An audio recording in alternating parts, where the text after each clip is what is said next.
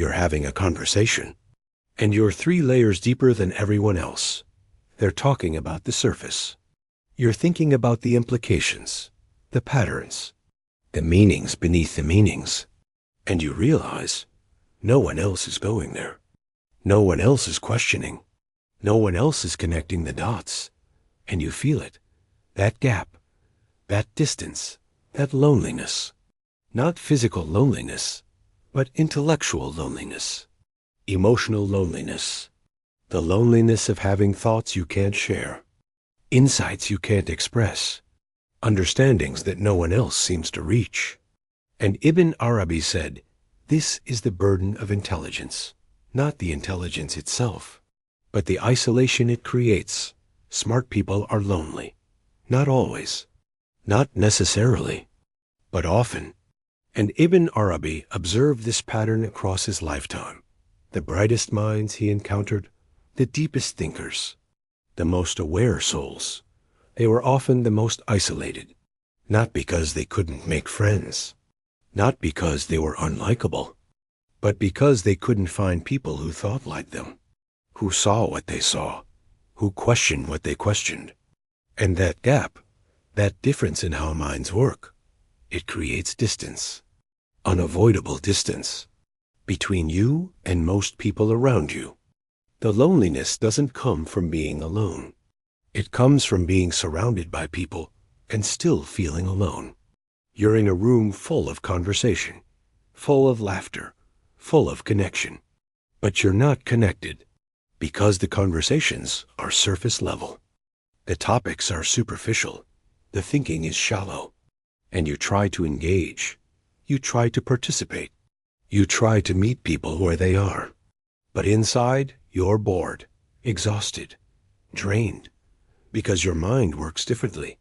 It goes deeper. It asks more. It sees more. And there's no one to meet you there. Ibn Arabi said, intelligence is both a gift and a curse. A gift because it allows you to see, to understand, to perceive patterns and connections that others miss. But a curse because once you see, you can't unsee. Once you understand, you can't return to shallow thinking. Once you perceive the depth, the surface becomes unbearable. And most people live on the surface, happily, comfortably, without ever questioning, without ever going deeper. And if you're someone whose mind naturally goes deeper, you're going to feel out of place, out of sync, out of connection. With most people you meet, this isn't arrogance. This isn't thinking you're better than others. It's recognizing that minds work at different speeds, at different depths, at different frequencies. Some people think in straight lines. You think in webs. Some people accept what they're told. You question everything. Some people are satisfied with simple answers. You need complexity, nuance, depth, and that difference, that gap in how you process the world, it makes connection difficult. Because connection requires alignment, requires resonance, requires being on the same wavelength. And when you're not, when you're operating at a different level, connection becomes exhausting or impossible. Ibn Arabi also observed that smart people exhaust easily in social settings. Not because they're weak, not because they're antisocial, but because they're constantly translating, constantly simplifying, constantly holding back.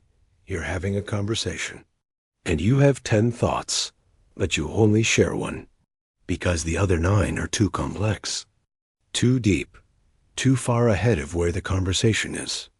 And if you shared them, people would look at you confused, or uncomfortable, or like you're overthinking, so you hold back. You edit yourself. You dumb down your thoughts. And that editing, that constant suppressing of what you're actually thinking, it's exhausting. Completely exhausting. And this happens in every interaction, in every conversation, in every social setting. You're never fully yourself. You're always a version of yourself, a simplified version, a more accessible version, a version that won't make people uncomfortable. And over time, That performance, that constant self-editing, it wears you down, and you start to prefer solitude.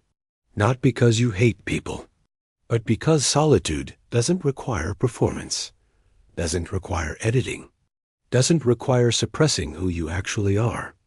You can think freely, deeply, without judgment, without explanation, without having to translate your thoughts into something digestible for people who don't think like you.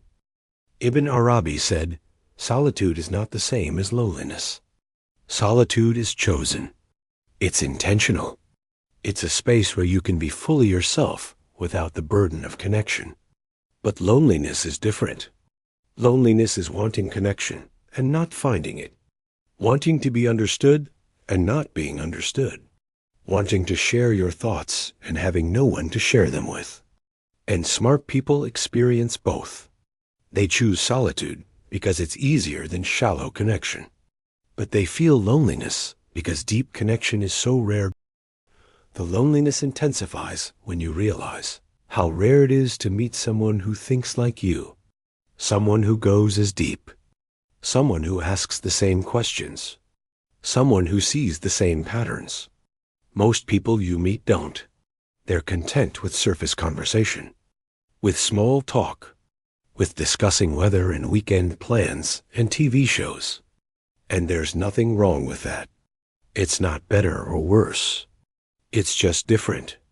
But for someone whose mind doesn't work that way, whose mind needs depth and meaning and substance, those conversations feel empty. And after enough empty conversations, you stop seeking connection. Because the effort of trying to connect with people who don't think like you, it's more draining than being alone. Ibn Arabi also taught that smart people see too much. They see the contradictions, the inconsistencies, the patterns, the systems, the lies we tell ourselves, the illusions we accept. And once you see these things, you can't participate in them the same way. You can't engage in superficial conversation without seeing how superficial it is. You can't accept simple explanations without seeing the complexity beneath. You can't go along with group thinking without questioning why everyone agrees. And that awareness, that constant seeing, it separates you. Because most people don't see. And if you try to point it out, if you try to show them what you see, they don't want to see it. They're comfortable not knowing, comfortable not questioning, comfortable staying on the surface. And you're not. And that difference is isolating. But here's what Ibn Arabi also said. The loneliness smart people feel, it's not permanent. It's not inevitable. It's a phase, a stage. That happens when you're surrounded by people who don't match your frequency. But there are people who do. People who think like you, who see like you, who question like you. They're rare, but they exist.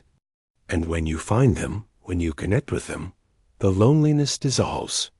Not because they're perfect, not because they agree with everything you think, but because they can meet you at your depth. They can engage with your complexity. And that connection, that rare alignment, it's worth more than 100 shallow friendships. The mistake smart people make is trying to force connection where it doesn't exist. Trying to make shallow people go deep. Trying to make surface thinkers see patterns. Trying to make people who don't question start questioning. And it doesn't work. It just frustrates you and exhausts you and makes you feel even more lonely because you're trying to connect with people who aren't wired for that kind of connection. And Ibn Arabi said, stop trying. Stop forcing. Stop expecting people to meet you where they can't meet you. Accept that most people won't understand, won't see what you see, won't think how you think. And that's okay. It's not a failure. It's not a flaw. It's just reality. Instead, focus your energy on finding the rare people who can match your frequency, who can engage at depth. They're out there, but you won't find them in surface spaces. You won't find them in small talk. You won't find them by dumbing yourself down. You'll find them by being fully yourself, by expressing your actual thoughts, by sharing your actual depth. And yes, most people won't resonate. Most people will be confused or uncomfortable or dismissive. But the few who do resonate, the few who light up when you go deep, those are your people. Those are the connections worth having. And one deep connection is worth more than 1,000 shallow ones. Ibn Arabi also warned against bitterness, against resentment, against looking down on people who don't think like you. Because it's easy, when you're lonely, when you're misunderstood, to develop contempt, to think, why don't they get it? Why don't they see? Why are they so shallow? But that contempt, that judgment, it doesn't help. It doesn't make you less lonely. It just makes you bitter. And bitterness is its own kind of prison. So instead of judging, accept. Accept that people are at different levels, different frequencies, different stages. And that's not a problem to fix. It's just reality to accept. And acceptance doesn't mean settling. Doesn't mean staying in shallow connections. Doesn't mean suppressing yourself. It means releasing the expectation that everyone should understand you, that everyone should think like you, that everyone should go as deep as you go. They don't. They won't. And that's okay. You can still respect them, still care about them, still interact with them. But you don't have to force depth where there's only surface. You don't have to exhaust yourself trying to connect where connection isn't possible. Ibn Arabi's final teaching on this was simple. Smart people are lonely because they're looking for depth in shallow waters. They're looking for understanding in places where understanding doesn't exist. They're looking for resonance at frequencies where no one is tuned in. And the solution isn't to dumb yourself down, isn't to suppress your intelligence, isn't to pretend you're someone you're not.